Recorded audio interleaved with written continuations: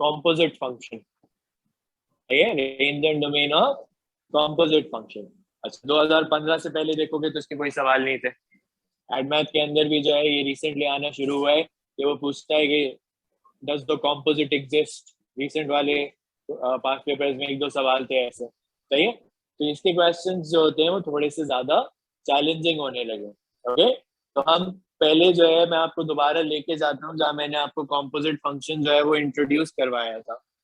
Composite function जो है वो मैंने आपको इंट्रोड्यूस करवाया था।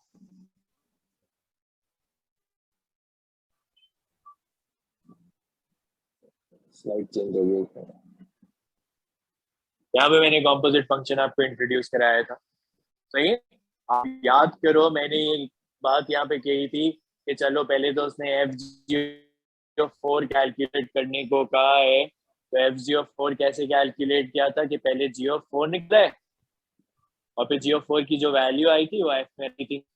लेकिन पहले मैंने वो एक और चीज कही थी कि मैंने कहा लेट्स से FG1 कैलकुलेट करना है। तो आप मुझे क्या बताएंगे कि FG1 जो है वो एग्जिस्ट नहीं करता था। बात बता रहा था कि मैंने कहा FG4 जब कैलकुलेट करना है तो पहले हम क्या कैलकुलेट करते हैं, G4। तो क्या मैं कह सकता हूँ कि ये 4 जो है वो G की डोमेन है, सही है। 4 जो है वो G की डोमेन है। क्या मतलब सर? लगा है ना, और सही है। ये जो हाँ 4 की वैल्यू है ये G की डोमेन है ना। हाँ डोमेन ऑफ G। ओके, तो और ये 5.5 क्या आया, this is the range of G। Okay, 5.5 is the range of G। अब ये 5.5 कहां जाके दोबारा इंसर्ट होता है, सही है, F की डोमेन बन जाता है। तो क्या मैं कह सकता हूं कि जब FG ऑफ X की बात हो रही है तो G ऑफ X की जो रेंज होगी वो F की डोमेन बन जाएगी, सही है। G ऑफ X की जो रेंज होगी वो F की डोमेन बन जाएगी, सही है। तो हम क्या कहते हैं कि मैं अब यहाँ पे कुछ थोड़ी सी थ्योरी लिखूंगा, सही है, और इसको समझना पहले और फिर बताना कि समझ आया नहीं आया। मैं कहता हूं कि let's say that in the composite of Gx, सही है, G of X is the second function, मैं नाम दे रहा हूं उसको, and F of X is the first function।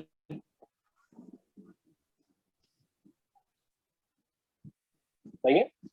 अगर ये उल्टा होता G F of X होता तो F of X सेकंड हो जाता, G जो होता तो फर्स्ट हो जाता।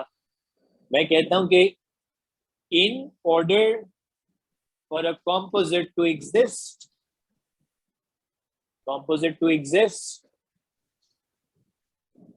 the range of the second function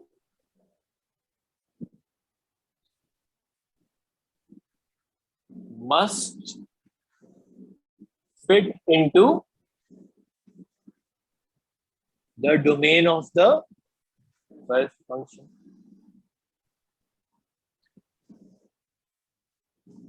सही है कि जो सर G of समझ X में नहीं आया। बता रहा हूँ G of X की जो रेंज निकली थी यहाँ पे जैसे 5.5, सही है, इस क्वेश्चन में 5.5 आई थी, सही है। ये 5.5 जाके डोमेन ऑफ F में फिट हो गया था ना। ओके, सोचो अगर ये फंक्शन अलाउ ही ना करता, ये आपसे कहता कि x लेस देन 1 होना चाहिए, तो आप कहते हैं कि 5.5 तो लग ही नहीं सकता, तो FG4 जो है वो एग्जिस्ट ही नहीं करता उस केस में, सही है। तो रूल क्या बना कि सेकेंड फर्स्ट फंक्शन की डोमेन जो है वो अलाउ करेगी G of X की सेकेंड फंक्शन की रेंज को फिट करना, सही है।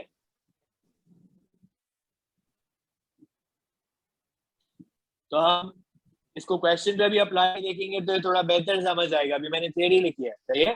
मैंने कहा कि in order for a composite to exist the range of the second function must fit into the domain of the first function. सही है। अब इस सवाल को पहले देखो, फिर मुझे बताना है समझ आया है या नहीं आया। ये कहता है the function f is defined by this. ये कैसा फंक्शन है? लीनियर है। Linear. The function g is defined by this. f की डोमेन ये है एक अननोन, और g की डोमेन जो है वो मुझे पता है। सही है। अब वो कहता है find the largest value of a for which the composite function gf can be formed. तो मैंने कहा कि जब gf ऑफ x की बात हो रही है तो इसमें से सेकंड फंक्शन कौन सा है? fx। सेकंड फंक्शन fx है। सेकंड फंक्शन fx है। पहला फंक्शन क्या है? gx। gx है।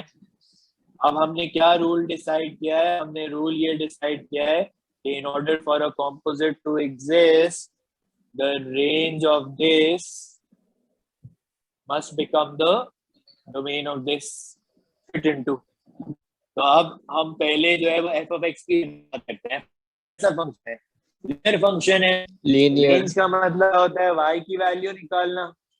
यहाँ पे अगर x की वैल्यू अननोन है, a है, x की वैल्यू जो है वो a है, तो y की वैल्यू भी अननोन ही आएगी। क्या मैं कह सकता हूँ कि f of a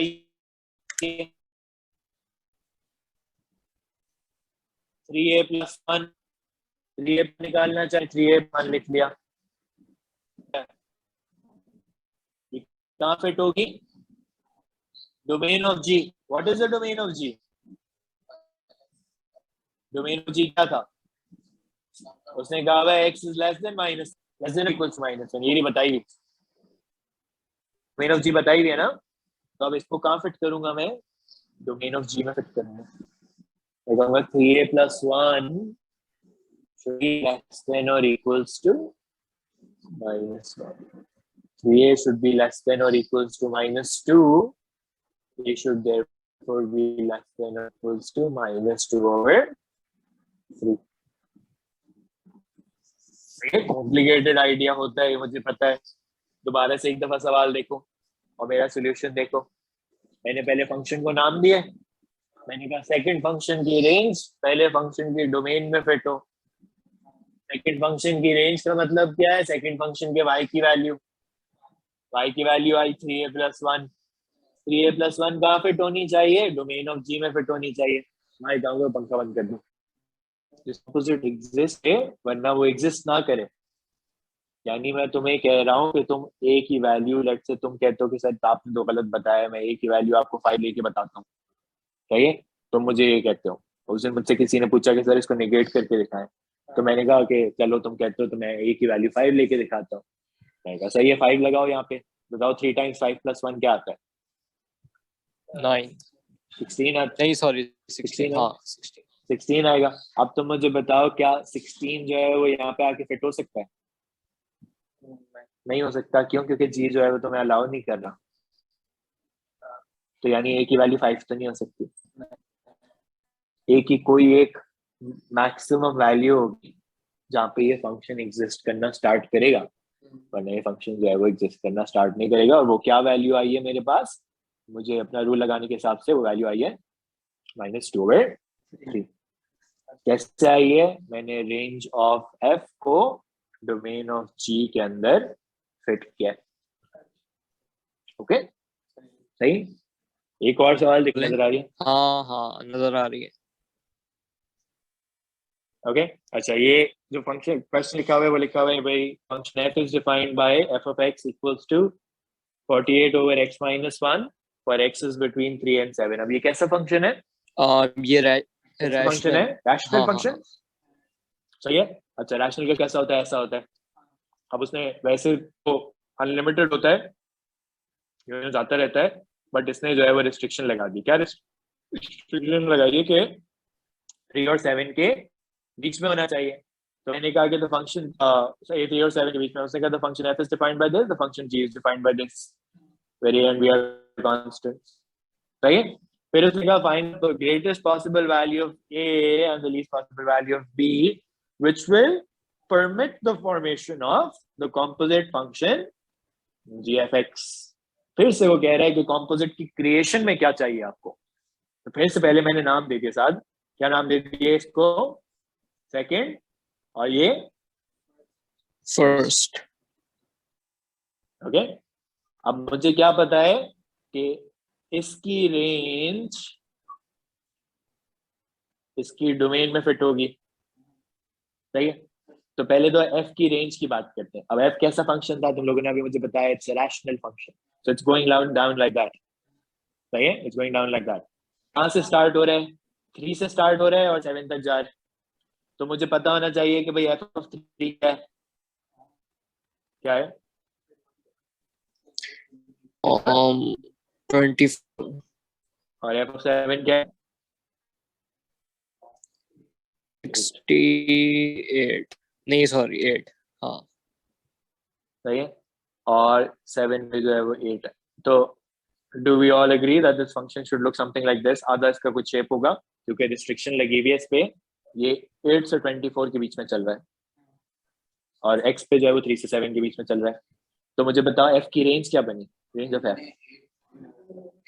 greater than 8, greater than equal to 8, y is greater than or equals to 8 and less than or equals to 24। 24 24 पे रुक भी गया ना, सही है। अब ये कहाँ फिट होनी चाहिए, डोमेन ऑफ g में। G, अब डोमेन ऑफ g क्या बताइए सवाल में, x is between a and b। तो a की क्या वैल्यू बनी, a की 8, वैल्यू 8 बनी और b की क्या वैल्यू बनी 24। कॉन्सेप्ट समझ आया, सही है। इंटरेस्टिंग कॉन्सेप्ट, पहले कभी नहीं पढ़ा हमने, सही है। एएस के सवाल जो होते हैं वो इस तरह चैलेंजिंग होते हैं। अब हुआ ये है कि पिछले 5 हुआ ये है कि कॉम्पोजिट तो एग्जिस्ट कर गया, कॉम्पोजिट एग्जिस्ट कर गया। तो अब कॉम्पोजिट जो होता है उसकी अब मैंने पहले ये बात बताई थी ना कि कॉम्पोजिट जो होता है वो एक नया फंक्शन होता है, पिछले 2 फंक्शन से कंबाइन होता है, लेकिन वो एक नया फंक्शन बनता है। कभी वो क्वाड्रेटिक बनता है, कभी वो रैशनल बनता है, कभी वो लीनियर भी बन जाता है। उसकी अपनी एक डोमेन होती है और उसकी अपनी एक रेंज होती है। तो हम कहते हैं कि when the composite exists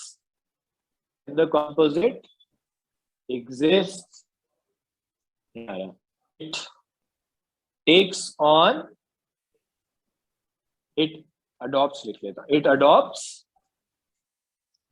the domain of the second function, कि जो भी सेकंड फंक्शन की डोमेन होगी वो उसको अडॉप्ट कर लेगा,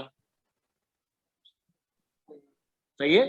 तो अगले केस में अगर मैं दिखाऊं, अभी मैं सवाल ये कॉन्सेप्ट में अभी पूरा नहीं करना, मैंने सिर्फ लिखा है बिकॉज अभी किसी और डिटेल है, क्लास टाइम भी खत्म हो रहा है and I don't want to have a half वो टॉपिक। तो हम इसको थर्सडे को जरूर पूरा करेंगे, बट इसका मैं मतलब जरूर बता दूं कि जब कॉम्पोजिट एग्जिस्ट किया, लेट्स से अब ये यहाँ पे अगर मैं कहता हूँ कि आप जीएफ का कॉम्पोजिट बना के दिखाओ, सही है। वो कहता है देखो जी एफ ऑफ एक्स निकालने को उसने कहा हुआ है यहाँ पे।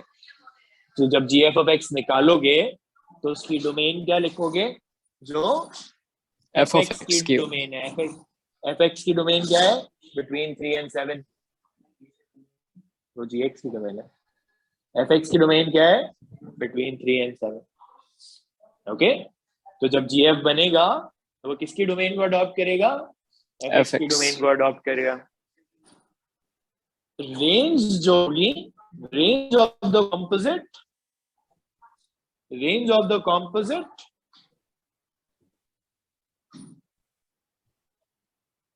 cannot be determined directly नहीं डिटरमिन कर सकते directly, you will have to sketch the graph on the adopted domain। ये जो डोमेन तुमने अडॉप्ट की उस पे ग्राफ स्केच करके दिखाओ, ओके। लेकिन फंक्शन की टाइप भी मुझे पता होनी चाहिए ना, हो सकता है साथ वो फंक्शन क्वाड्रेटिक हो, तो फिर वो कहाँ जा रहा है उसके बाद वो मुझे पता होना चाहिए, नीचे जा रहा है ऊपर जा रहा है, रैशनल है तो फिर कहाँ जा रहा है, लीनियर है तो फिर कहाँ जा रहा है। तो हर क्योंकि मैंने ये बात बताई ना कि कॉम्पोजिट जो होता है वो on function on its own होता है. Okay, so it doesn't really float directly, कि भाई डायरेक्टली आपको रेंज नहीं पता चल सकती. अब इसको आगे देखो, ये क्या कहता है, for the case where a equals to -1. अब ये नोटिस करो कि क्या ये इस कंडीशन को सेटिस्फाई कर रहा है, कर रहा है ना, तो यानी कॉम्पोजिट एग्जिस्ट कर गया.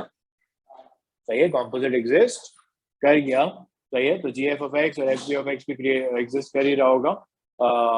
उसने कह दिया ना कि for the case where a equals to -1. सही है, तो हम सॉल्व करें, solve the equation f g of x plus 14. Okay, f g of x निकालता हूं मैंने कहा एफ जी ऑफ एक्स कैसे निकलता है, बनता है 3g ऑफ एक्स प्लस 1. तो मैं इसको इक्वल्स टू 14 लिख देता हूँ.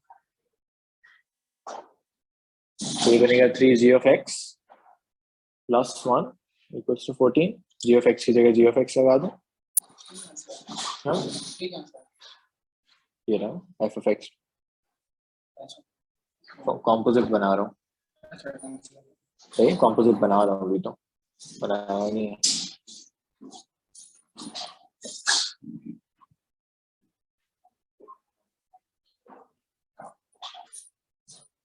-3 + 1 इज -2. -2 उधर जाएगा तो अच्छा, ये +14 था, सॉरी, ओ मैंने देखा ही नहीं है, मैं तो इक्वल्स टू 14 कर दिया.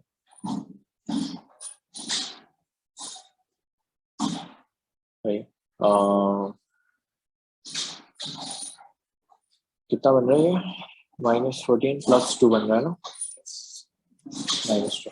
सही है, so x² equals to 4, x equals to 2 या -2. सही है, +-2 दोनों आंसर सही है. क्यों, किस बेस पे? हाँ सही है. तो लास्ट क्लास के एंड में मैंने क्या बताया था, when the composite exist it adopts the domain of the second function. तो एफ जी ऑफ एक्स में सेकंड कौन सा है, जी एक्स की डोमेन क्या थी, लेस देन और इक्वल्स टू -1. सही है, तो एफ जी ऑफ एक्स की भी डोमेन लेस देन और इक्वल्स टू -1 होगी, यानी ये जो होगा वो डिस्कार्ड हो जाएगा, +2 डिस्कार्ड हो जाएगा. इसका एक ही आंसर होगा -2. सही है, देखो अभी सवाल में कहीं नहीं इंडिकेशन कोई नहीं थी. ये सारी चीजें आपको खुद ही समझनी है कि भाई आप कोई कॉम्पोजिट बना रहे हैं तो उसकी एक डोमेन भी होगी. सही है, अगर ये ना फिल्टर करूं मैं तो 3 में से 2 मार्क मिलेंगे, 1 नहीं मिलेगा. ओके, ऐसे ही कुछ पार्ट 3 में भी होना है. देखो जगह खत्म हो रही है, पार्ट 3 यहीं पे करता हूँ. ओके, पार्ट 3 क्या कहता है, पार्ट 3 कहता है find the set of values of X with G F of X is less than और equals to -50. G F of X क्या बनेगा, -1 minus cx plus 1 whole square. पहले मैं जगह चेंज कर दूं, ये -1 + 50 हो जाएगा. अच्छा, वैसे तो ये क्वाड्रेटिक इनइक्वालिटी बन रही है ना, तो जिस तरह क्वाड्रेटिक इनइक्वालिटी को सॉल्व किया था उसी तरह करना चाहिए.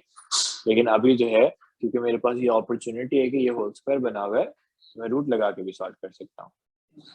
सही, तो एक बन जाएगा 3x + 1 is greater then, sir हाँ उस तरह भी कर सकता हूँ, लेकिन अभी अपॉर्चुनिटी है तो मैंने कहा कि इस तरह भी कर दूं. प्लस वाला तो सेम साइन, माइनस वाला तो फ्लिप करना पड़ा. प्लस में इनइक्वालिटी मैंने ऊपर के हिसाब से रखी हुई. सही है, मैंने वैसे लिखा हुआ दूसरी तरह से, कंफ्यूज नहीं हो जाना, इस तरह लिख देता हूँ. जब ये लगाओगे तो ये फ्लिप करना पड़ेगा. सही है, तो ये बनेगा 3x is greater then 6, x is greater than और इक्वल्स टू 2. और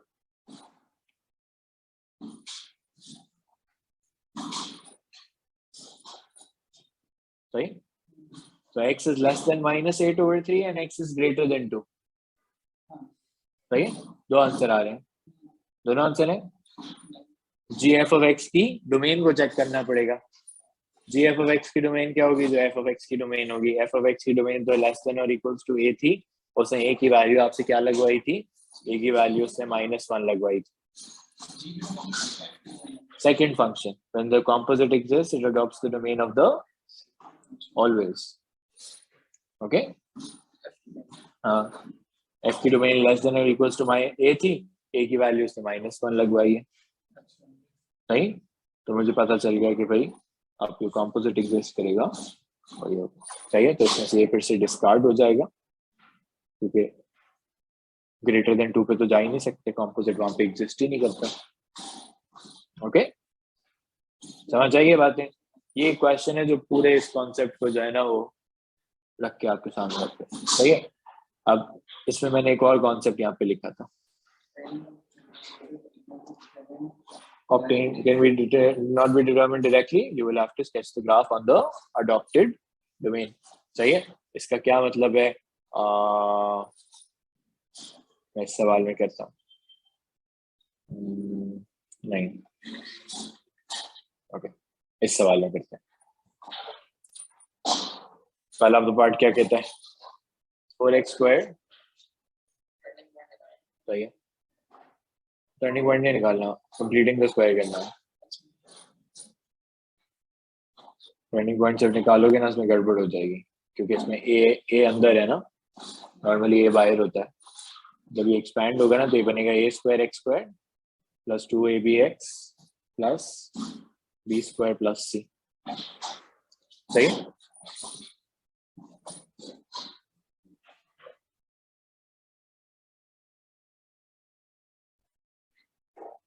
ओके, तो ये बनेगा, अब यहाँ पे लिखा हुआ नहीं है, ए शुड बी पॉजिटिव, सही। यहाँ पे लिखा हुआ होना चाहिए, पता नहीं क्यों नहीं लिखा हुआ। Okay, so 4 = a², a = 2, okay, 2ab = 12, b = 3, 10 = b² + c।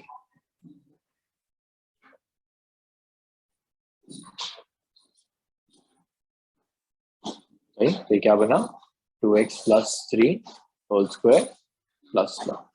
Turning point बता दो मुझे पहले से, -3/2। जो भी ब्रैकेट में होता है इसको इक्वल्स टू 0 रखते हैं। वो पहले x का कोई कोएफिशिएंट ना हो तो डायरेक्ट पता चल जाता है, इसमें नहीं पता चलेगा, सही है। ब्रैकेट के अंदर जो भी होगा उसको इक्वल्स टू 0 रखेंगे तो x coordinate of the turning point आएगा, सही है। ये square plus 1 and fg of x equals to this।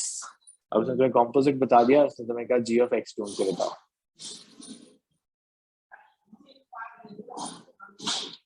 अब मुझे बताओ कि तुम अगर fg of x निकाल रहे होते तो तुम क्या करते, तो जो फंक्शन f है उसमें g of x whole square plus 1 रखते, ऐसे ही करते तुम।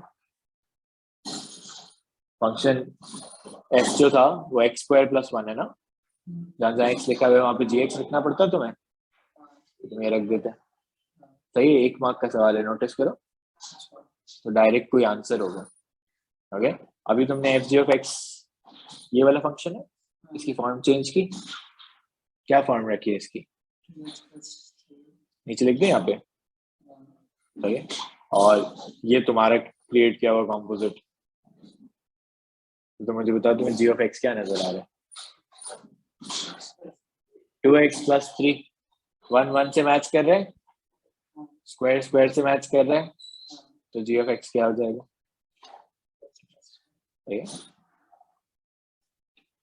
Different idea. फिर से सिर्फ उसने काम क्या कराया, उसने कॉम्पोजिट क्रिएट करके दे दिया, तो मैं बैकवर्ड ज्वाइनिंग करता हूँ। ओके, छोटी छोटी चीजें चेंज हो रही हैं। ओके, तो g of x पता चल गया 2x + 3। अब देखो उसने कहा फाइंड fg का इनवर्स, जो कॉम्पोजिट निकाला आपने fg of x, उसको आपने कहा कि वो आपने नई फॉर्म उसकी एक्सप्रेस कर ली, और हमें पता है इनवर्स के लिए कंप्लीटेड स्क्वायर फॉर्म ही यूज करनी होती है, तो हम इसी को यूज करते हैं। तो हमने लिखा यहाँ पे y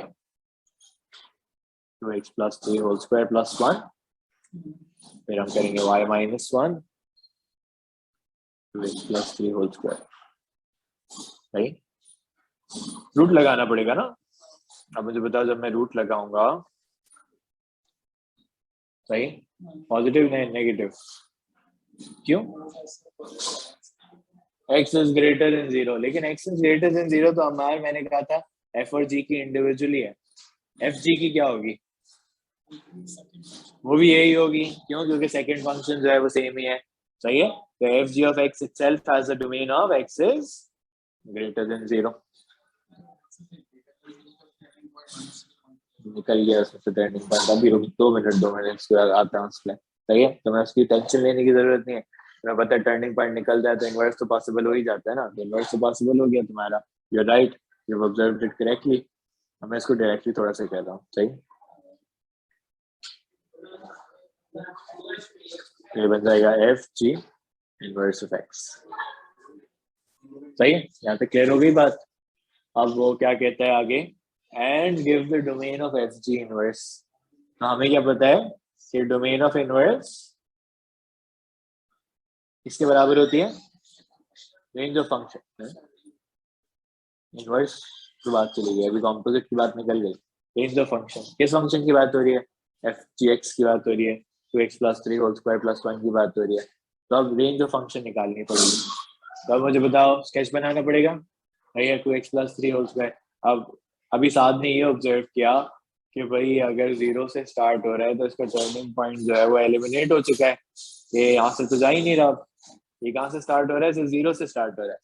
तो 0 पे कोऑर्डिनेट पता होना चाहिए। तो मैं क्या कहूँगा, एफ जी ऑफ 0 निकालता हूँ।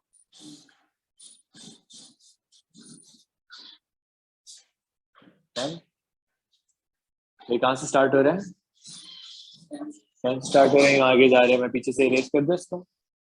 तो मुझे बताओ इसकी रेंज क्या बनी, y is greater then 10। Right, तो रेंज ऑफ फंक्शन क्या बनी, y इज ग्रेटर देन 10। तो डोमेन ऑफ इनवर्स क्या बनी,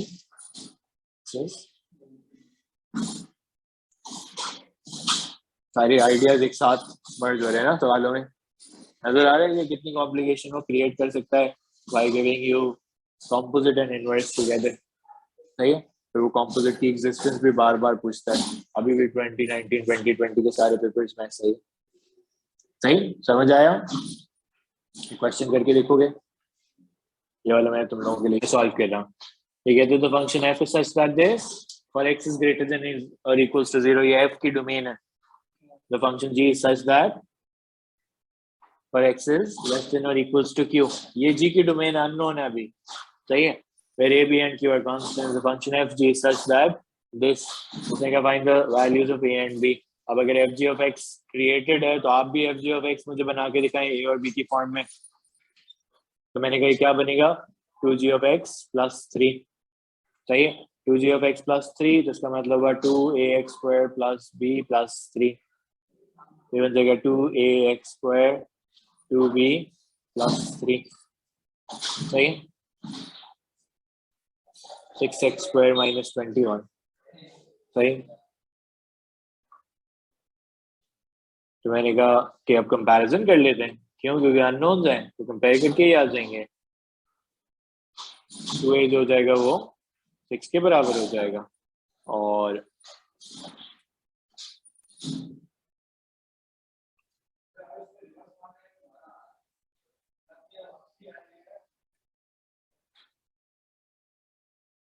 सही। तो इससे क्या हुआ, फंक्शन जी जो था ना वो एक सॉलिड फॉर्म में आ गया कि भाई उसमें अब कोई अननोन नहीं है। ax square minus 12। अब इसने कहा find the greatest possible value of q। एक डोमेन उसने अननोन रखा, तो मैं पूछ रहा है कि भाई उस डोमेन को फाइंड करके बताओ। अब पता है, तुम्हें पता है कॉम्पोजिट एग्जिस्ट कर गया है। तो कॉम्पोजिट एग्जिस्ट कर गया है तो यानी हमें पता है कि हमारा रूल जो है वो सेटिस्फाई हुआ होगा। हमारा रूल क्या था कि सेकंड फंक्शन की रेंज किसकी डोमेन में फिट हुई होगी, डोमेन में फिट हुई होगी फर्स्ट फंक्शन की। सही, रूल हमने लास्ट क्लास में पढ़ा था। ओके, आप सेकंड फंक्शन की रेंज की बात करते हैं। सेकंड फंक्शन जो है वो इस तरह का फंक्शन है, वो जी ऑफ एक्स जो है वो 3x स्क्वायर माइनस 12 है। तो मैंने कहा जी ऑफ क्यू निकाल लेते हैं, क्योंकि that is the value of y that must satisfy this condition. सही, अब इसको कहाँ पे फिट करूंगा, क्योंकि ग्रेटर देन 0 है तो यहाँ पे ग्रेटर देन 0 लिख दूंगा। तो 3q square greater than 12, q square is greater than 4। Root लगाऊंगा तो एक बनेगा q इज ग्रेटर देन और इक्वल्स टू 2 और q इज लेस देन और इक्वल्स टू -2। सही है। अब डोमेन की देखो कौन सी साइड मैच कर रही है, ये वाली साइड मैच कर रही है ना, क्योंकि उसमें ग्रेटर देन की साइन है, वो वाला फंक्शन तो आगे जा रहा है। अगर इस डोमेन पे रख लूंगा तो फंक्शन आगे चला जाएगा, मुझे फंक्शन को पीछे लेके जाना है। सही है। तो क्यू की वैल्यू, मैं इनइक्वालिटी को मैच कर रहा हूँ बार। सही है। मैंने इनइक्वालिटी को मैच किया, मैंने कहा कि क्यू की जो वैल्यू होगी वो क्या होगी, क्यू की ग्रेटेस्ट पॉसिबल वैल्यू जो होगी वो -2 होगी। -2 से कम पे क्यू कॉम्पोजिट एग्जिस्ट करेगा, वरना नहीं करेगा। बोलो। यहाँ पे बात करो, क्यों यहाँ पे है, वो एफ ऑफ एक्स है। सही है। फिर देखो अगले पार्ट में ये क्लियर हो जाती है ना बात, it is now that q equals to -3, वो भी आपकी बात को मैच कर रहा है कि भाई -2 आया तो इट्स लॉजिकल। सही। आप कहते क्यू इज ग्रेटर देन 2 तो फिर वो लॉजिकल ना बनता। सही। क्यू इज इक्वल्स टू -3, तो अब क्या हुआ, अब जो है वो जी ऑफ एक्स फंक्शन भी आ गया और उसकी अपनी डोमेन भी आ गई। सही है। अब एक और बात यहाँ पे नोटिस करो, जो उसने कॉम्पोजिट बनाया हुआ, उसने कॉम्पोजिट की डोमेन क्या लिखी हुई है, वही जो जी ऑफ एक्स की डोमेन है। तो जो हमने रूल बनाया अपने लिए पिछले पेज पे, वो रूल यहाँ ये भी फॉलो कर रहा है। सही है। तो सेकंड फंक्शन की उसने डोमेन फॉलो की है, वो क्या कह रहा है, find the range of g, range of f g. तो हमें पता है कि एफ जी ऑफ एक्स जो है वो 6x² - 21 है, उसकी डोमेन जो है वो x इज लेस देन और इक्वल्स टू -3 है। तो ये कैसा फंक्शन है, क्वाड्रेटिक, तो इसको स्केच करना पड़ेगा। टर्निंग पॉइंट क्या है,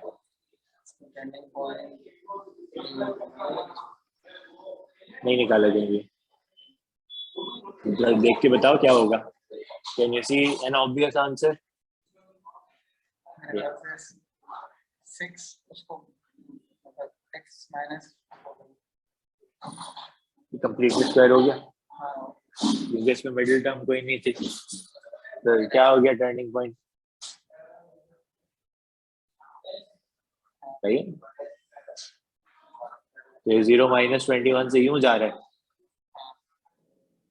लेकिन हमें कहाँ से फंक्शन स्टार्ट करना है, हमें तो -3 से करना है, तो हमें पता होना चाहिए -3 से पे कहाँ है। कैसे पता करूंगा,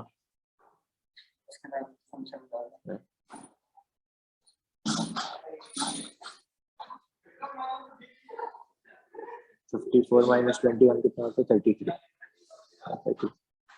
So this function is y is greater than or equals to equals to 33। ये इसकी ऊपर इक्वल्स टू है। उसमें पिछले वाले क्वेश्चन में तुमने नोटिस करते तो ग्रेटर देन 0। सही। अब वो कहते हैं find an expression for f g inverse.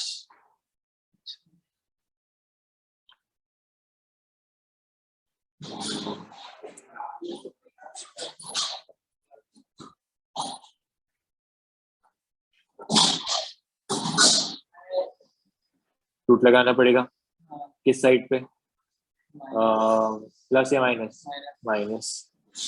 तो ये एफ जी इनवर्स